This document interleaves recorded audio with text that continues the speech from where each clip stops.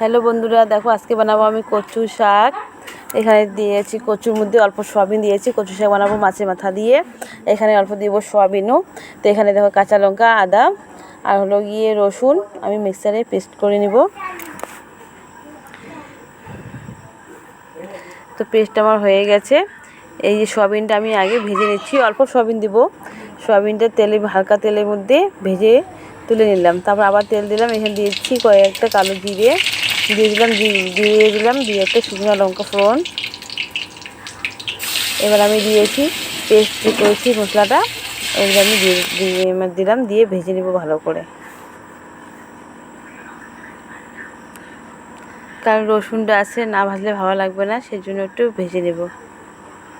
এবার আমি দিয়ে দিচ্ছি এখানে কচুগুলা।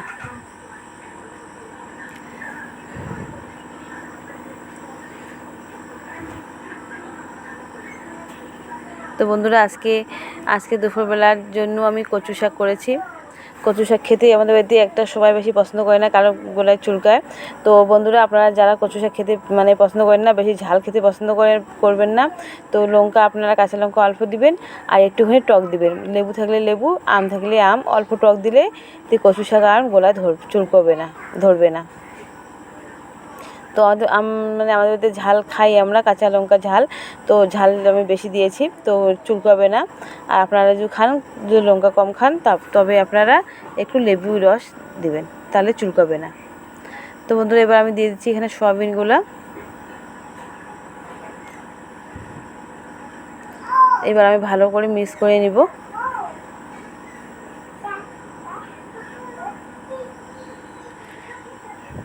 আমি কচু শাক মাছের মাথা দিয়ে করছি আজকে। কচু শাক খেতে সবাই খুব ভালোবাসেন বন্ধুরা আপনারা। তো মাছের মাথায় ছোটো একটা মাছের মাথা ছিল, ছোটো একটা না দুটো ছিল, তো ওইটুকুনি দিয়েছি। কারণ আমাদের বাড়ি থেকে বাজার খুব দূরে আছে, যাওয়াটা প্রতিদিন যাওয়াটা সম্ভব হয় না বন্ধুরা। আর বন্ধুরা, তোমাদেরকে একটা কথা বলি, আমরা এখানে ভাড়া বাড়িতে থাকি। তো বন্ধুরা, আমরা এখান থেকে অন্য জায়গায় যাচ্ছি, এখানে আর থাকছি না, কারণ এই বাইরে বিক্রি হয়ে যাবে। আমি পরের ভিডিওতে বলছি এই কথাটা, আজকে তোমাদেরকে বললাম। তো আমি কোন জায়গায় যাব তোমাদেরকে দেখাবো না, তোমাদেরকে ওই জায়গা ঠিকানাটাও দিব তোমাদেরকে। তো বন্ধুরা দেখো, আজকে বিকালবেলা টিফিন কিছু বানাইলাম না। আমি ডিউটি থেকে আসার পরে এই যে পাঁপড়, আমি অনেক রকমের পাঁপড় নিয়ে আসছিলাম। তো ভাবলাম একটু বিকালবেলা টিফিন হয়ে যাক। তো বন্ধুরা দেখো, আমি দেখি তেলটা গরম হচ্ছে না, তেল গরম হয়ে গেছে। তো এবার আমি পাঁপড়গুলো ভেজে নেব। পাঁপড় এখানে কী কী পাঁপড় আছে তোমাদেরকে আমি বলছি। এখানে বন্ধুরা এই যে নল পাঁপড় আছে, আর এখানে আছে ছোটো নল পাঁপড়টা আছে, ডিম লাইট পাঁপড়টা আছে, তারপরে হলো গিয়ে একটা তিনকোনা পাঁপড় যেটা হয় আর কি, ওইটা আছে। 4-5 রকমের পাঁপড় আছে আর কি।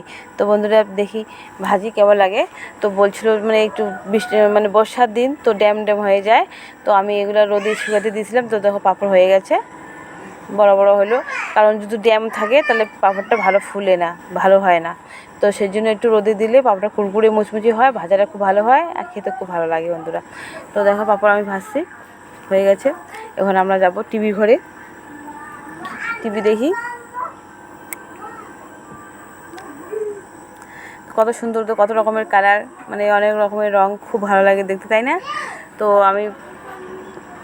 আমি এখন যাচ্ছি, এই যে ঘরে চলে আসলাম। এই যে বন্ধুরা, ঘরে চলে আসলাম, এখানে বসে পাঁপড় খাচ্ছি। তো বন্ধুরা, ভালো লাগলে লাইক শেয়ার কমেন্ট করো।